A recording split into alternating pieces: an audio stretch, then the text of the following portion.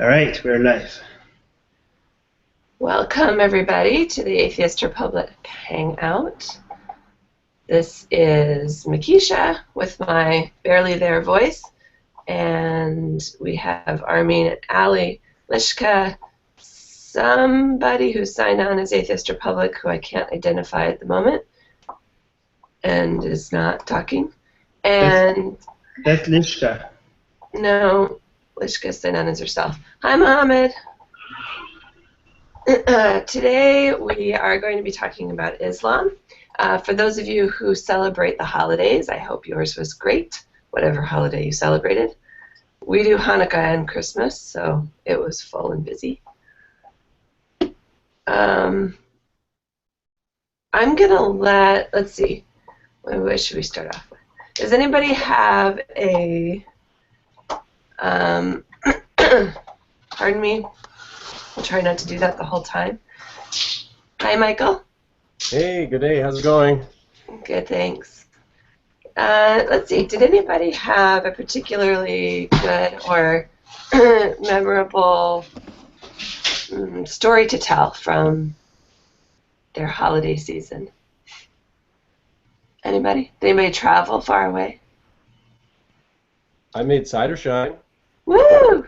What is that? Moonshine and Basically, cider? I like to make apple cider, and I heard that if you freeze it, you can make it into very, very potent apple cider. So I made cider shine. It was like, it had to be 25%, so it goes very well with ginger ale. Really? It was delicious, actually. Just by freezing it? You take apple cider and you freeze it. I use plastic, like Pepsi bottles. You turn it upside down, and of course, alcohol freezes at a lower temperature, so the alcohol, as it warms up again, falls down, comes out the bottom. You're left with all this icy stuff in the top, which you then toss. And I did it twice. I ended up with this, well, it's moonshine, essentially, only instead of distilling it with heat, you do it with cold. So I've never tried it, so it's sort of a joke. I like to get to fool around in the kitchen. Well, there was some fooling around that had some holiday results. So That is fascinating. there we go. That was my fun time for the holiday. I'd never heard of that before. Are That's you cool. drinking the cider shine right now, Michael? Yeah, that would be fun, man. I should try coming to one of these drunk. That would be awesome. But no. Coffee. There we go. Just coffee. Oh, drunk atheists. Wow, talking about Islam. That would be an interesting Facebook group. Drunk atheists talk about it. I'm gonna get myself in trouble. I think we're bad enough sober. Yeah, probably. Anybody else? Why do I have two Mohammeds? There are two Mohammeds. They're twins. That's amazing. Sorry about that. I don't know how I'm logged in here twice. I'll try to leave and come back on as just one Mohammed.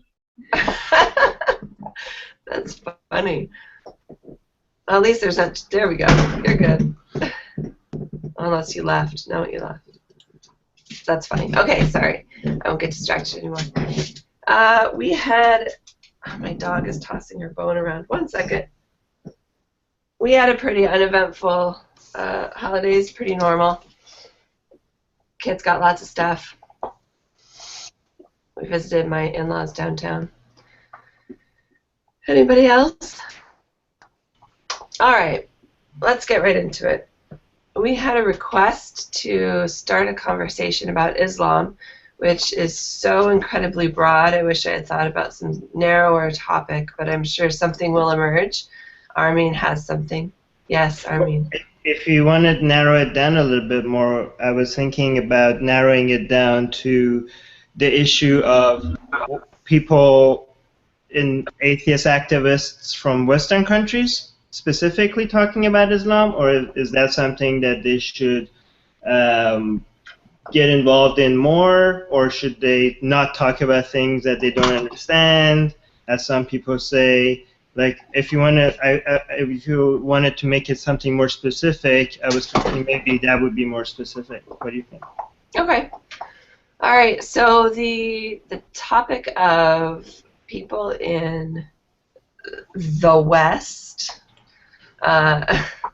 which could actually technically include other places, not the West, but cultural West, getting involved in or talking about Islam, specifically maybe some of the limitations to that. I don't think any of us here are going to say people shouldn't talk about it, so we don't need to ask that question. But what are some of the limitations, or how can we be better informed? How can we approach Islam in a way that is respectful and informed? And then also just we'll talk about people's personal experiences with that as we go along. So I think this came up because Armin actually was talking to somebody or was approached. So I'm going to have you start, Armin, maybe by talking about that particular exchange and why you think it came up, or why you think it's a good thing for us to talk about. Well, I'm just going to mention the two views mostly that people keep talking about, and people in the atheist community disagree with each other about this issue.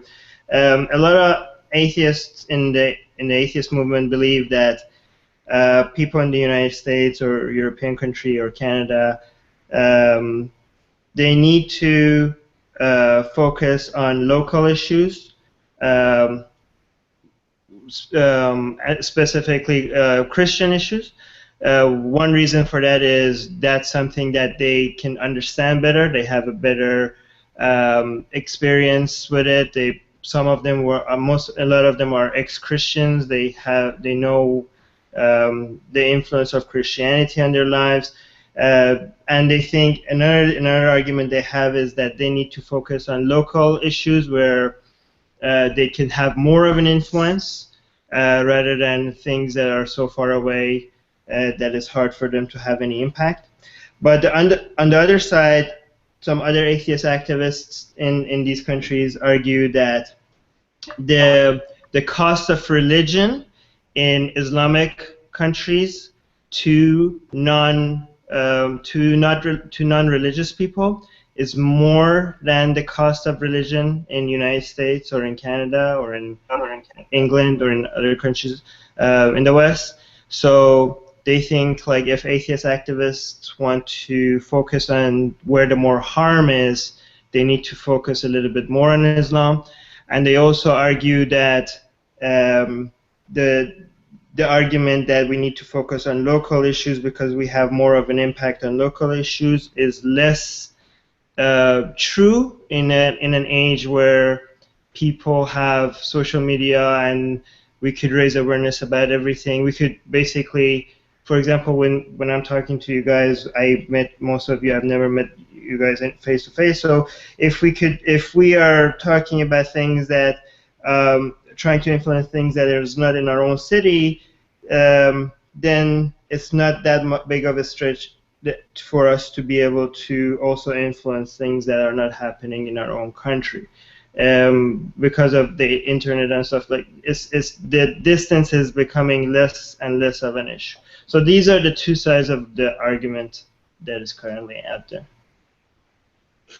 You know, Armin, I look at it like this. You know, I'm not a physicist, but I can study physics and formulate an opinion on physics issues, and the same goes for Islam, Christianity, Hinduism, any religion. The big deal is actually knowing what you're talking about and formulating an opinion that is well informed and about a group of people, but rather is an informed opinion about an ideology. One of the biggest issues we run into, you see a lot of people that aren't really atheist activists, just people who come into atheist groups and talk and, you know, chit-chat around. You see a lot of the Muslims are this and that sort of thing thrown around, and that in turn brings the people who want to have a problem with atheists bringing up an issue with Islam, being able to throw out the race card and all the Islamophobia and all this other stuff, because they don't want to recognize that a lot of us have an informed opinion about Islam. It's not an opinion about Muslims. It's an opinion about an ideology. And that ideology does inform what a lot of Muslims do, but it also doesn't inform all of the Muslim world as far as what they do. So there's a lot of distinctions that we need to be making, I think.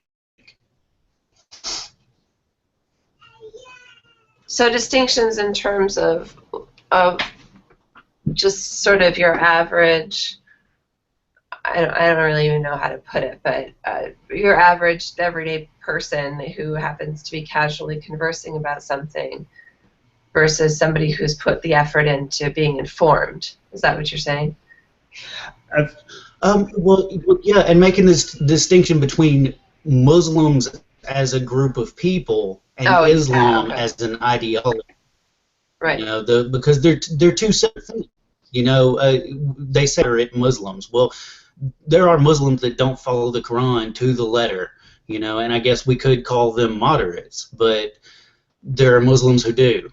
There's ISIS, and there's countries who base their entire legal system off of Islam, and so we have to make a distinction that when we talk about Islam, we're not talking about the entire Muslim world. We're talking about the ideology itself and how that ideology can inform and cause people to act in specific ways. But it's not all of the Muslim world, and that's the important thing to say. You know, the fact that so many Muslims are technically hypocrites who don't follow the Quran to the letter, it's a great thing for us as secularists, because it means that most of them are not, you know, jihadists or out trying to hurt people.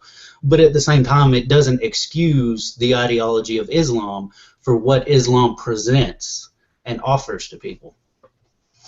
Yeah, I agree with you, but the problem is that I've come across in dealing with a lot of Muslims on the internet is that any criticism of Islam is taken as a personal insult.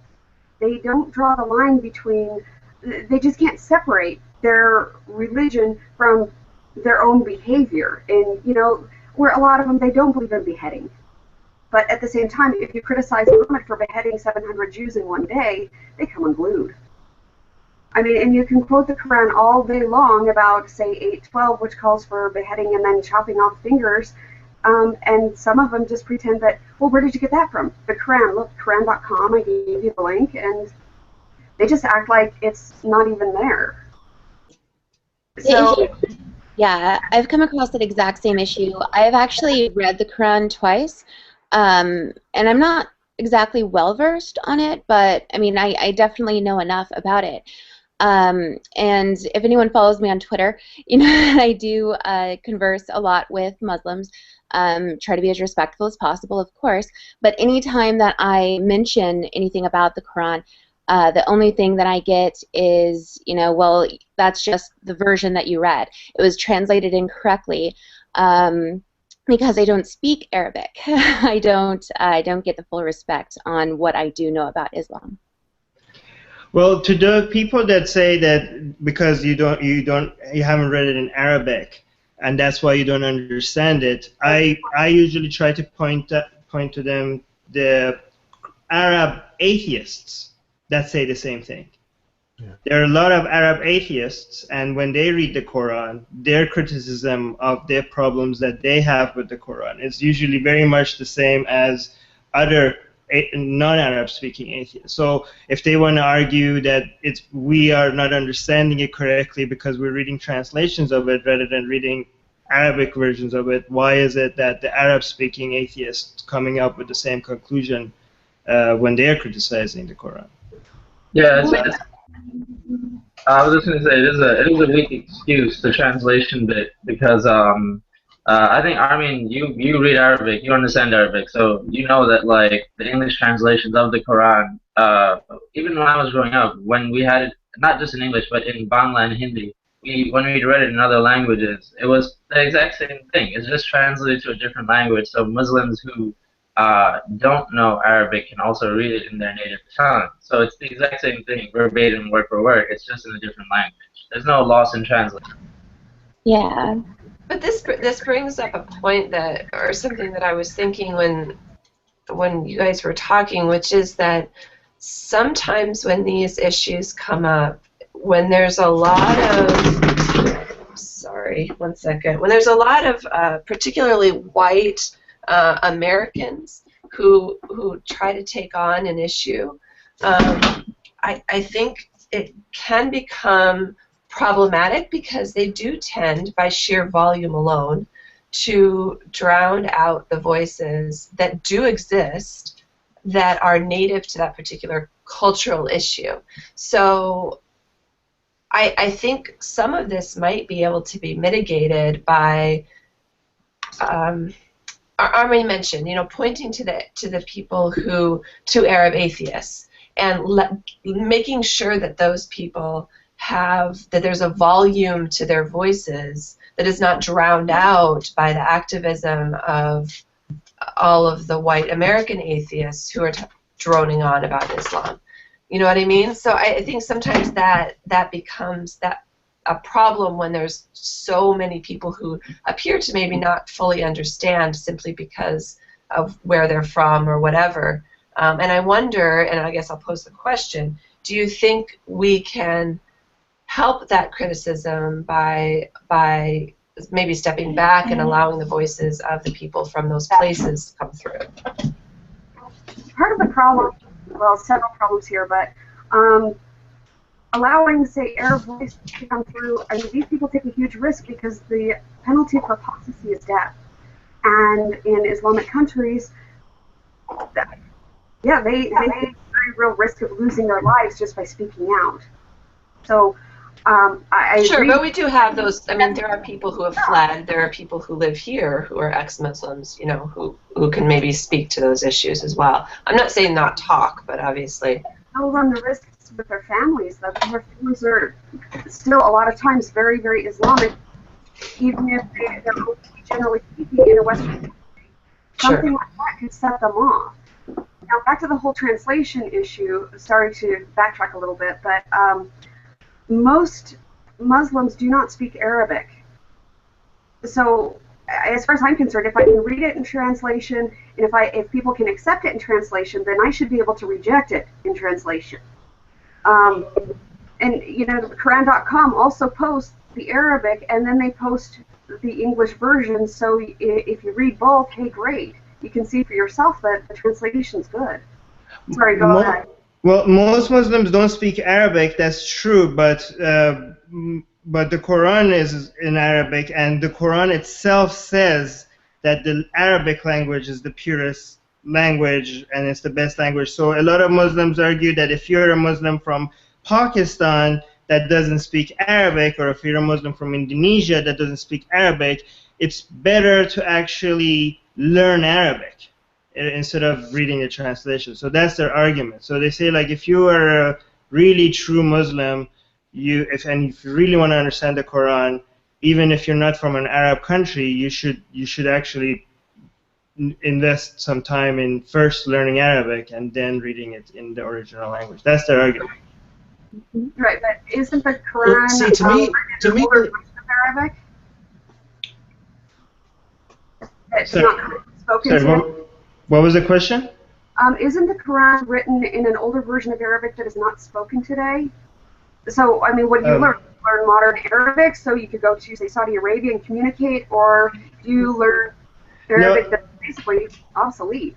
Well, well, actually, it's not obsolete because the Quran is written in classical Arabic, and Arabs they learn two types of Arabic in their country. For example, if you're in Egypt, you learn Egypt Arabic, and you learn the modern standard Arabic, which is the written Arabic and the Arabic that is spoken in the news and more official. The modern standard Arabic that most Arabs actually do understand has the same grammar and structure of the classical Arabic of the Quran. So if you understand modern standard Arabic, the vocabulary is a little bit different, but if you understand modern standard Arabic, you will be able to understand the Quran.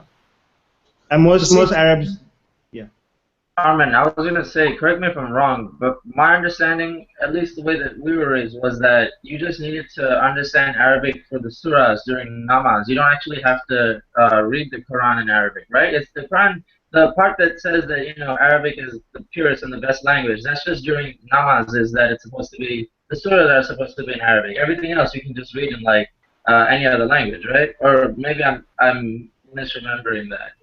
No, there's arguments to both. I mean, I heard both of these versions. I heard like some, most moderates. I mean, in Iran at least, I heard a lot of people tell me like, oh, it's fine if you just read the Persian translation. But most of our Islamic teachers told us that, like, I mean, in Iran, for example, learning Arabic is mandatory, right? Part of school. And the only reason why you're learning Arabic is mandatory. There's no other reason other than the fact that it's the language of the Quran. That's why they make it mandatory teaching. That's kind of like Catholic school when they teach you Latin. You know, you learn Latin because you're going to hear in Latin, and then you're going to.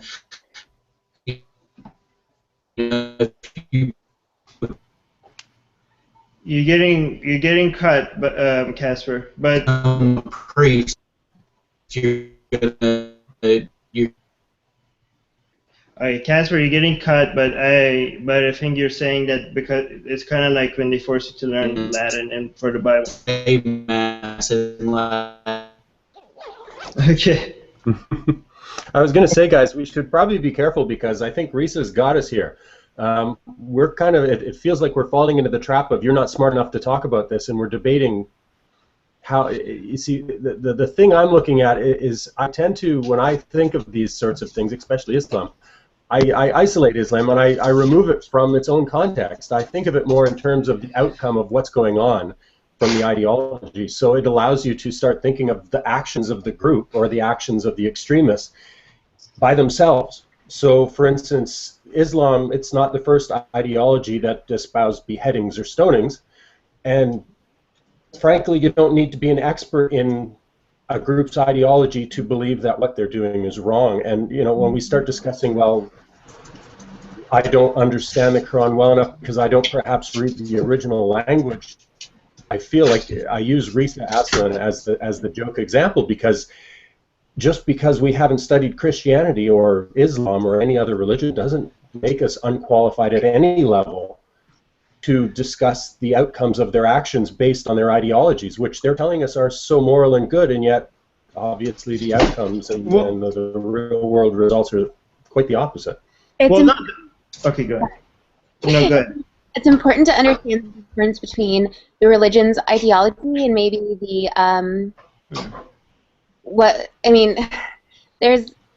Islam doesn't exactly teach that. I mean, then that's why we have the extremists and we have the modern Muslims. It's just I think that it's kind of dangerous to say that their ideology teaches that beheading and stoning is okay, because their ideology also teaches other things as well. So I understand that their outcome can be that, but that's not necessarily. I think it's important to separate those two things. Yeah, I agree. Actually, I think you're when you're saying we shouldn't focus on the actions. Well, the thing is that a lot of people then will argue, well, these actions don't represent the ideology. I do think you need to understand the ideology to some extent to be able to criticize it. You can't criticize an ideology just by the actions of some people. If you want to argue that these actions do represent the ideology, you need to study the ideology to some extent. You can't only look at the actions alone.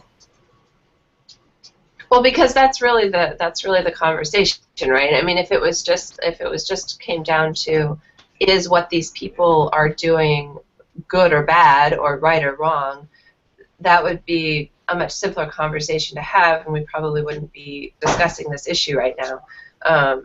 What it is it's that people say, and you see this in Christianity too, but when you have, for example, like these pastors who people post links to these guys on YouTube who call themselves Christian pastors, and they're saying all this stuff about, you know, plagues and gay people should all be hung by the necks, and you know, all these things, and a lot of Christians will, and a lot of other people are saying, well, that's not that's not Christianity. Just because he calls himself a Christian pastor doesn't mean he's a Christian pastor.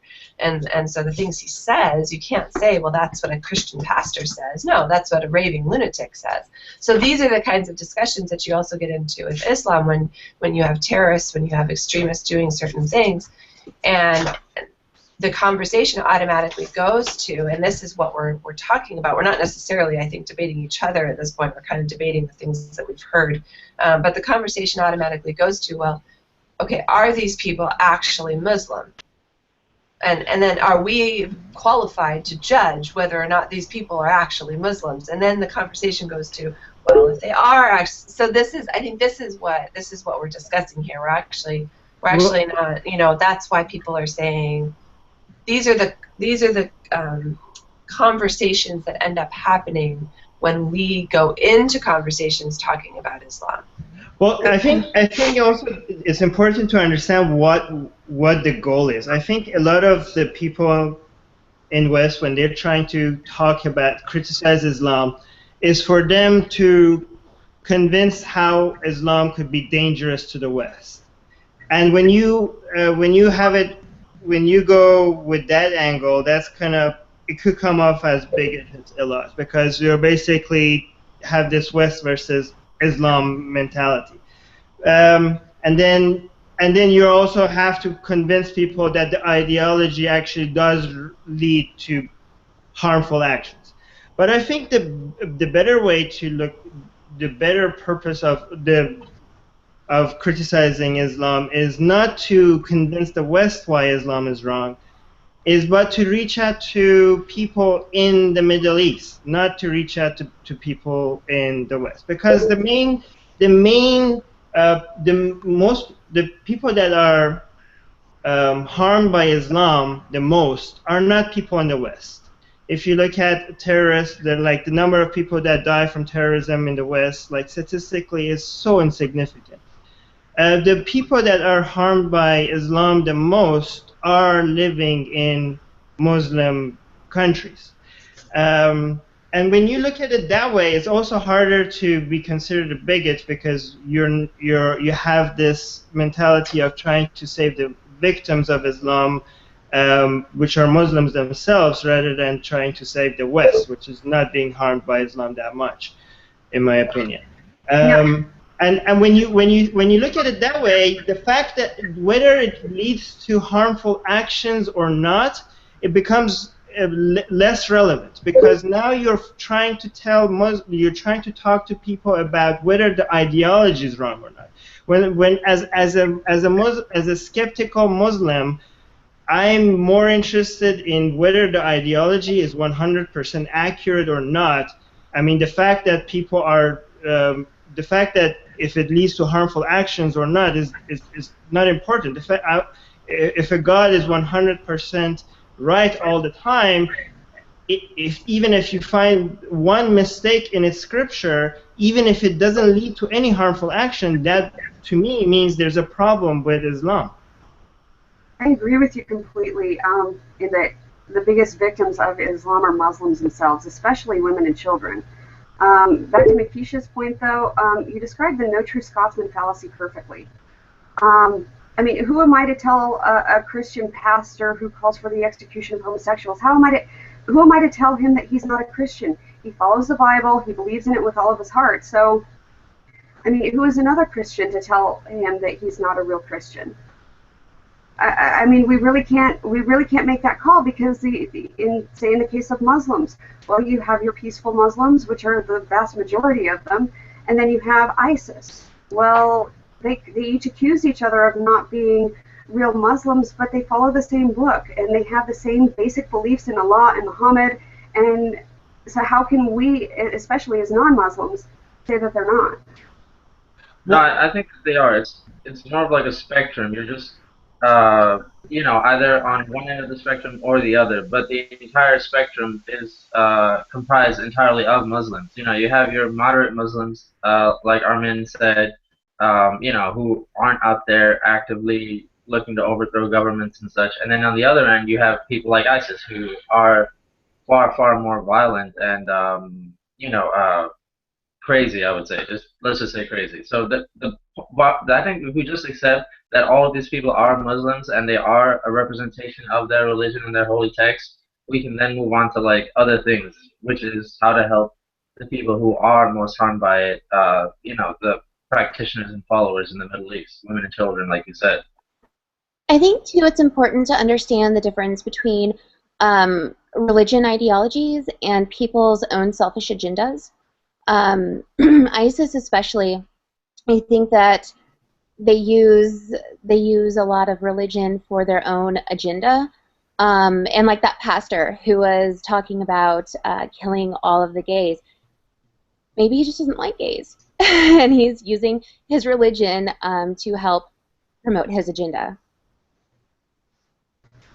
I would argue that actually the no true Scotsman's fallacy is, that's not always a fallacy. If somebody is not, for example, and I'm going to say how that relates to Islam. If somebody is not born in Scotland, you could say that that's not a true Scotsman, right? So when something doesn't actually fall within the definition of, if you say somebody doesn't drink enough, they're not a true Scotsman, then that doesn't fall within the definition, that's a fallacy. But if actually somebody is not from Scotland, then they're not a true Scotsman. So also within Islam, I think on Christianity, you could argue sometimes that somebody that, for example, says, well, I think Quran is not the direct word of God, and they call themselves a Muslim, you could be like, actually, you're not really a Muslim.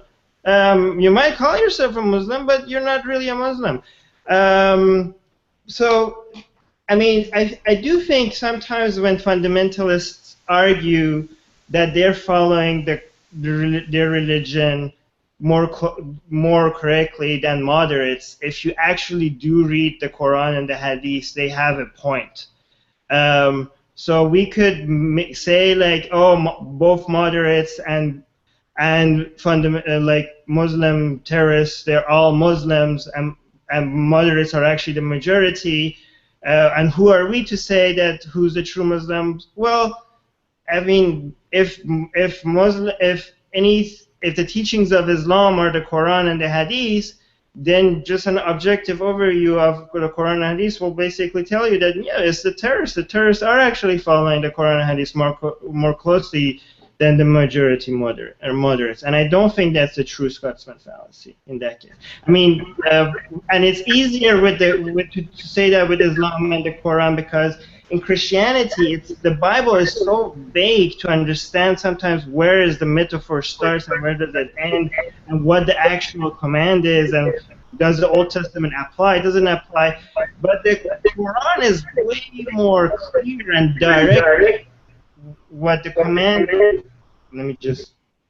What the command is, and it's, and it doesn't, and every Muslim believes that every single word of it is a direct verbatim word of God. So there's not much argument for this is a metaphor, or this is like not really apply to today's world, because the Quran, every Muslim believes that the Quran is the teaching for all people at all times, not for a specific group of people in the olden times. And yeah, anyways. And that is true. There's a huge difference between reading the Bible and reading the Quran. The Quran is very specific in everything that it teaches, and it's reading the Bible is almost like a story, like a fairy tale. Reading the Quran makes you feel like this is giving you direction. This is telling you what to do. This is telling you how to live your life. Whereas the Bible, it's kind of like written in code. And I hate it when people say, oh, don't listen to the Old Testament, we listen to the New Testament now because things changed after Jesus came. Well, there's still religions that do follow the Old Testament, but we still don't see people getting stoned. We still don't see a lot of that in Christianity. I have a question.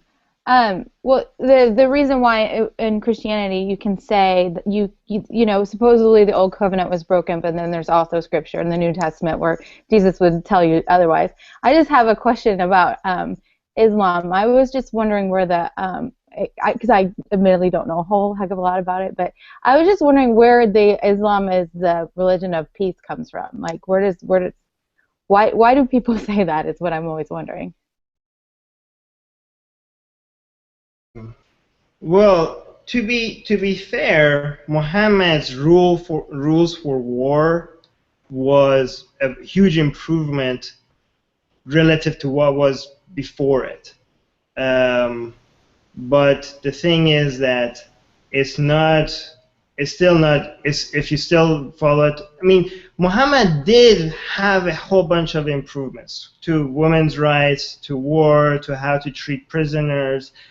But the thing is that just because it was an improvement doesn't mean that it's okay today. You know. So, for example, say Muslims try to point out that Islam is a religion of peace. Islam is the respect women's rights. And when you challenge them on that, they say, like, did you know that before Muhammad, people buried their daughters alive? Like, okay, if that's your standard, then yeah, Muhammad's religion is really great. It's much better than that. But I don't think that's a high bar to, like, it's not a huge challenge to be better than that. I mean, come on, so many criminals are better than that today. So just reaching that is not that impressive. And I mean, to be fair, Muhammad treated his prisoners better than most people did. When before attacking a tribe, he let them convert to Islam, and if they convert to Islam, he wouldn't attack them anymore. Anybody that basically announced that they accept Allah and Muhammad as his prophet would be completely safe. It was pretty. It was revolutionary. His ideas were revolutionary at that time. But still, the idea of going to a village and commanding everybody to become Muslim or we'll attack you today is not peaceful at all. Well, as far as women's rights go, let me turn down my speakers here and hopefully get rid of some noise. Women are not allowed to testify in court in Muslim countries. Women need 4 male witnesses to testify for her in case of rape. Women are only allowed to inherit half of the amount that their male siblings get to inherit, so that's not really fair. I mean, I guess it was improvement at the time where women didn't get to inherit anything, but now we look at that like that's not fair at all. Women are not allowed to this day to initiate a divorce, and they are not allowed custody of their children. So there are a lot of rights that women have here that they just don't have in the Middle East, and so I think it's a disingenuous claim to say that women have rights in Islam when they really don't. No, you're right. It is disingenuous indeed. I think the Islam being the religion of peace comes from the improvements that Muhammad and his followers practiced in the world by Islam at the time. Obviously, it's outdated now, and it's not true now at all. It's just comparatively at the time, that's where the Islam is a religion of peace came from. I think it's gotten more popular in recent years because of the violence attributed to Islamic radical terrorists. You know, the more moderate Muslims are like, no, guys, Islam is a religion of peace. We don't practice beheadings and stonings. We want betterment for everybody. Look at all these things that we've done for women or prisoners and such. It's like Armin said. It's all just stuff that was revolutionary when it happened centuries ago, extremely outdated and archaic now. So you can't tout it as a religion of peace anymore. At one time, yes, I'm certain you could have. Now, no. If you were a man, it was the religion of peace, I guess, at one time. And also, we have to note that Muhammad's attitude changed during his life. At the beginning, he was more concerned about the poor and people that weren't being treated fairly. And when he actually gained power, he became his agenda a little bit changed, and that's why you see the verses at the beginning, the verses of the Quran and the Hadith from his early years in prophethood, the tone is very different from the verses when he actually has power. So like a lot of Muslims, moderates like to point out to the verses that says, for example, in the Quran says to each their own religion. Anybody could have their own religion. Nobody could be forced to be Muslim, right? And then, but the critics of Islam try to point out to verses that come much later, that Muhammad keeps commanding everybody to become Muslims or pay or we'll attack a tribe unless they become Muslim, and all the Jews and all the Christians are going to go to hell. And those are the critics of Islam point out to that, and then people will say, well, wait a minute, there's a contradiction. Is Islam mandatory or Islam not mandatory? And to be fair to the Quran, actually there is no contradiction, because unlike the Bible, the Quran has a verse that makes that says all the verses that come later trump all the verses that come earlier. So just by that, it means that the Quran has no contradiction. And actually, God makes fun of people that point in the Quran makes fun of people that point to the contradictions. They think like, "What? I'm God. Don't you think I could come up with a better rule later when I want to? Like, obviously, I could do whatever I want. I could have a rule today and then change it tomorrow. Do you really think I can't do that?" And so, just by that, the Quran is free of contradiction. And by that, that means all the verses that come later that makes Islam seem much less pluralistic actually override all the verses that make it seem like all Christians and all Jews are going to end up in heaven and everything is going to be,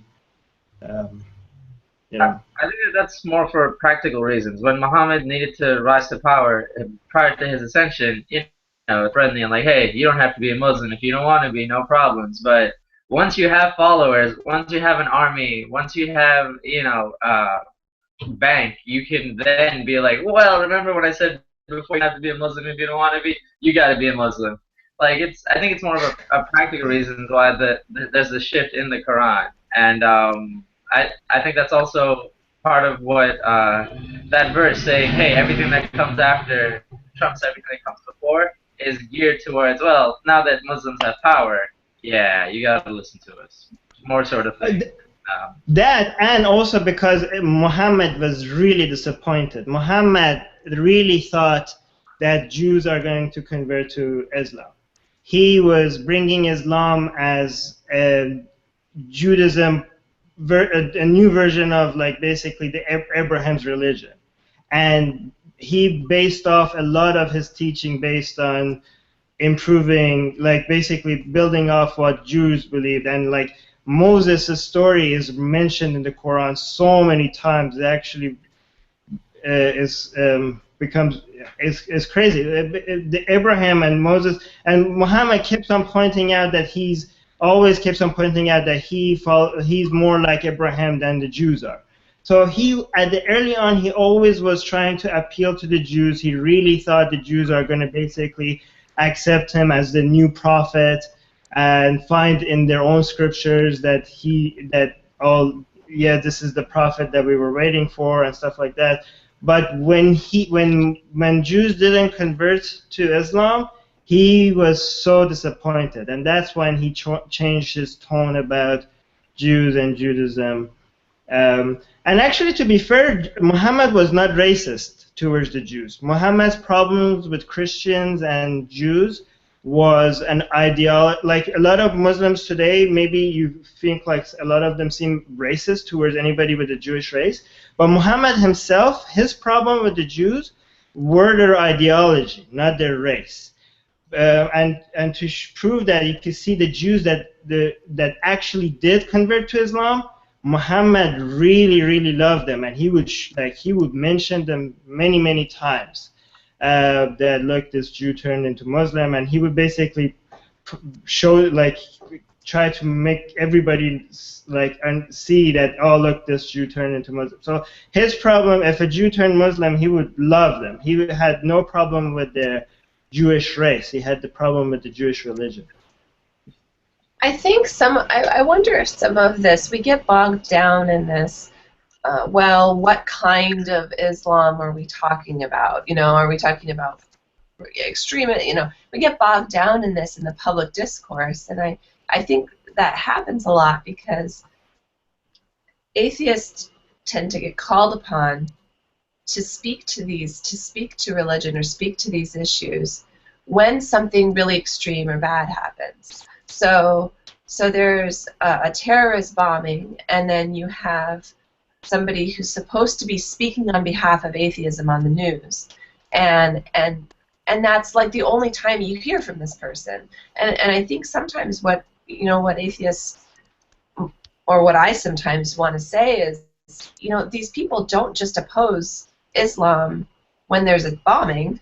They, like, atheists don't like Islam all the time.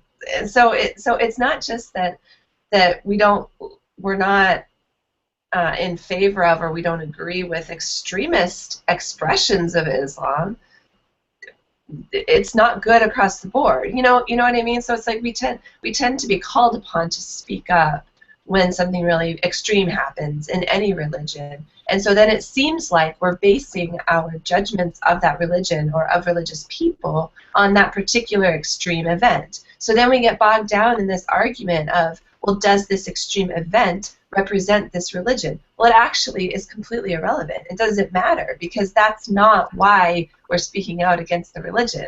It's not just because of this extreme event. So I think we just need to stop allowing the conversation to get mired in that particular realm, because it's completely irrelevant. It's like talking about something that doesn't even really matter, because it's besides the point.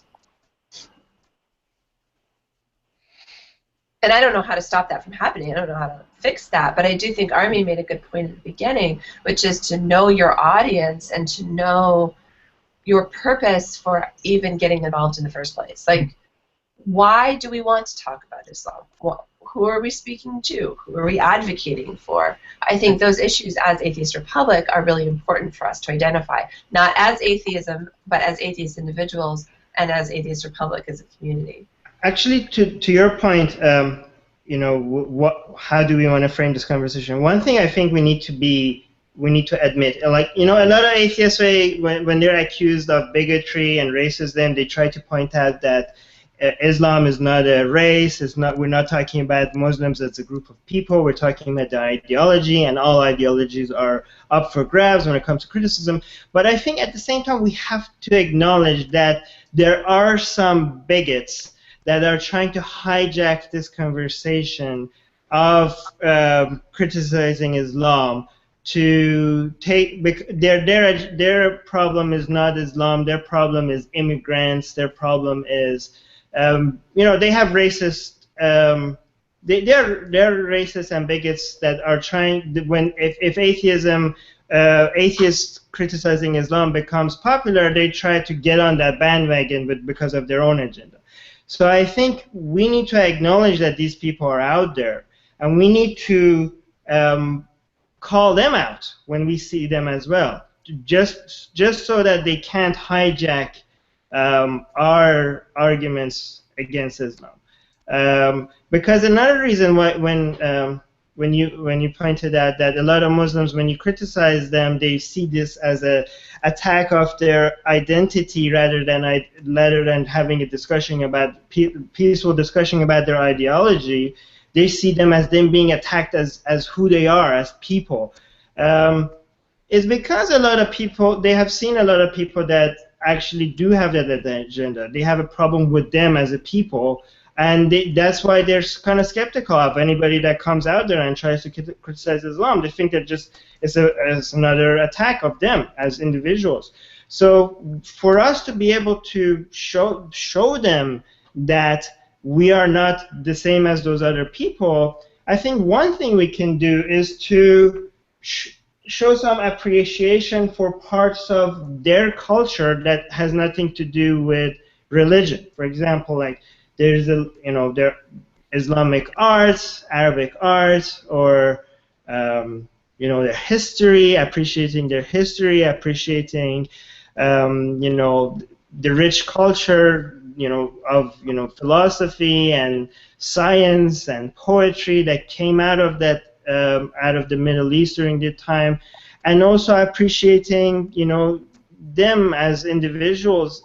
I don't know how we can communicate that, but doing that and also joining them to criticize people that target them as people, to show them that we are actually we would like to support them when it comes to fighting bigots.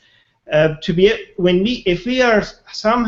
we could somehow communicate that, and also to Makisha's point, having more atheist Arabs and more atheist ex-Muslims in our ranks, all that combined might be able to somehow show that we actually just want to have a discussion about their ideology and not have any problem with them as individuals while we're discussing their ideology. Well, and I think if our only knowledge of Middle Eastern culture is Islam, then that's going to come across as kind of insulting. If I'm only studying anything related to the Middle East so that I can attack Islam, that's automatically going to get people's hackles up.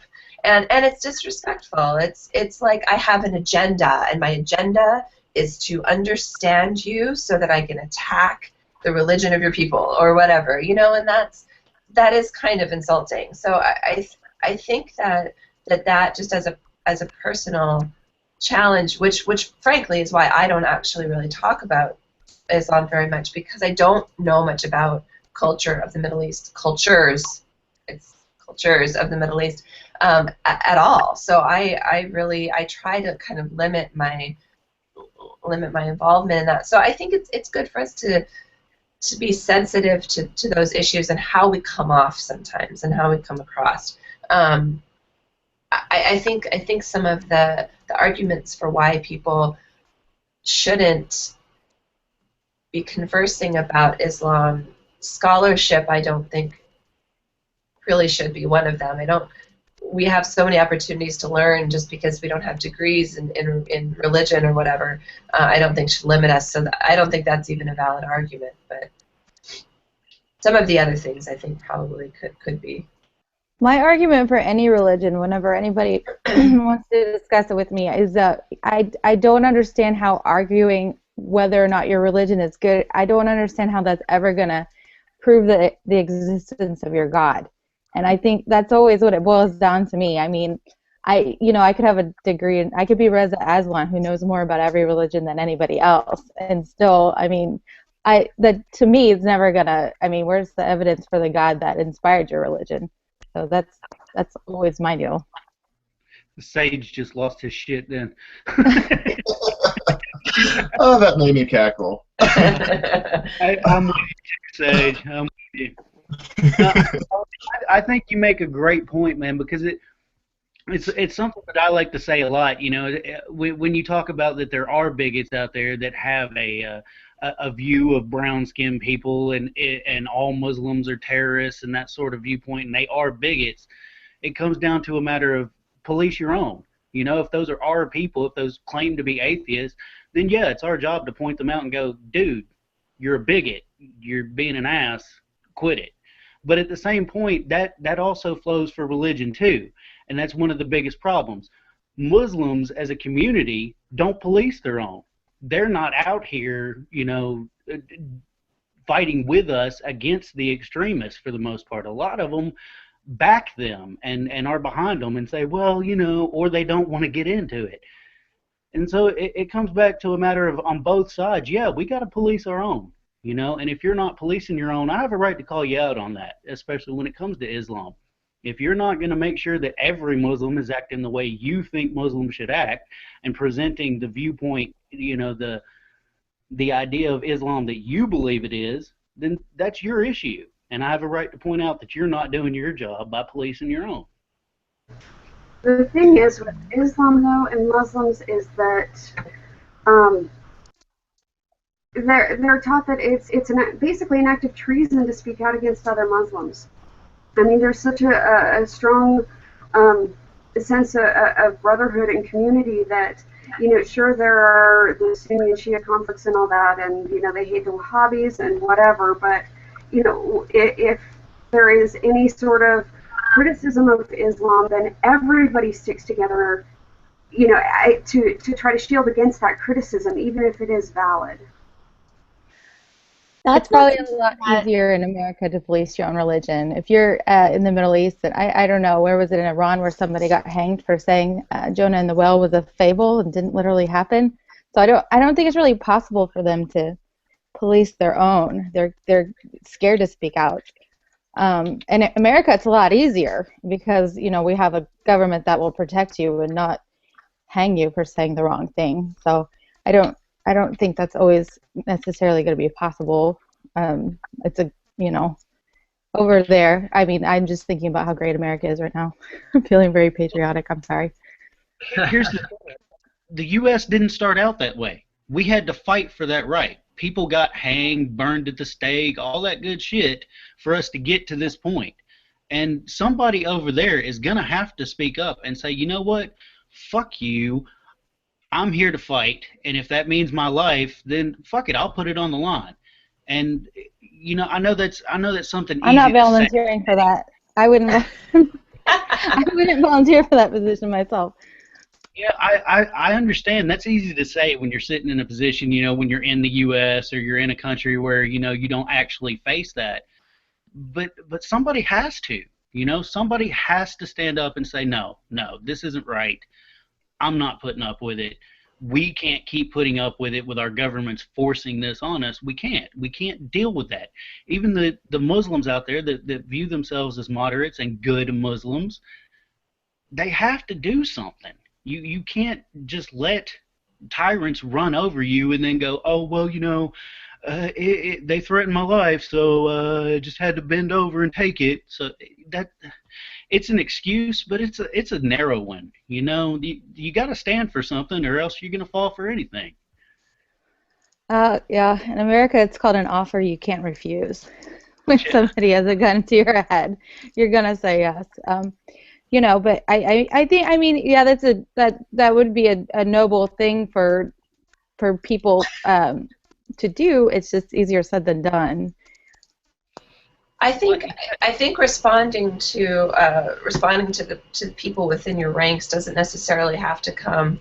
It would be great if it came from those countries, but it doesn't necessarily have to come from that. I think the criticism is that if we as atheists are going to say, don't be a jerk, stop being a racist asshole, then we're saying, okay, well, people within their religions also have to turn around and say, don't be a jerk, stop being a racist religious person. And it doesn't necessarily have to come from within a country where people's lives are threatened. It can come from people who are in safe places. And in fact, I think that's the criticism, where instead of hearing American Muslims defending and constantly, trying to defend, I think what we're calling for is saying, if you're in a safe place and you can call it out, you should be calling it out. Like, that's the frustration, is that you're not calling it out, you're not pushing back, you're constantly trying to offer up defenses, and your life isn't being threatened, so you don't even have an excuse. So I think that's where the frustration, I think, sometimes comes from atheists in that respect. Well, because we're called racists, so what do we do? Right. Well, yeah. And that's one right on the top of my list. He's never experienced being under the thumb of Islam, where you could die for speaking out, and yet he's here where he can, and he doesn't. He offers apologetics and all kinds of crap to play down what's actually happening. Oh, those aren't real Muslims. Yes, they are. Reza, yes, they are. They're real Muslims there's a real problem, and if you call yourself a Muslim, then you need to point at the problem and go, that's not how we act. If you're one of us, you don't act like that. That's wrong. He has to sell books, though. So let's get some last thoughts on our conversation today. Ellie wanted to say something. Ellie wanted to say something before. I did. So I do a lot of work with people, especially in Islamic countries, and I've had the pleasure of meeting many great Muslims. One, Malik, he's a great friend of mine. He is a very strong Muslim, but he actually does speak out against a lot of the bad stuff that ISIS does, and poor decisions about countries putting people to death for speaking out against religion. So there are Muslims that do say, no, what we're doing here is wrong. And he lives in Pakistan. I mean, he speaks out, and I think it's great. And so there are a lot of great people who do this. I just wanted to give credit where credit was due. Absolutely. Thank you, Ellie. Yeah. Actually, he is very, very vocal about speaking out against extremist behavior. He takes offense to it. Yeah, he knows the Quran. He knows it's in there, but he's a much more enlightened and civilized person, and he finds it rather embarrassing that the Quran is used that literally. I'll try to find something and post it in the group so you can read about him. But yeah, he's a really smart guy and very, very outspoken. Yeah, that'd be great. Armin, you want to wrap us up? No, I think we're good. But that was a really good discussion. And if anybody wants to continue this discussion after we finish the Hangout, just stay on. We'll just stop broadcasting, and if you want to continue the discussion, we could continue. That was a great start. We'd love to hear what anybody else wants to talk about. Really specific topics that are helpful to give us some direction. If you have any ideas, let us know. You can contact us through the website. Thanks for joining us today, and everybody have a great week. Bye. Bye.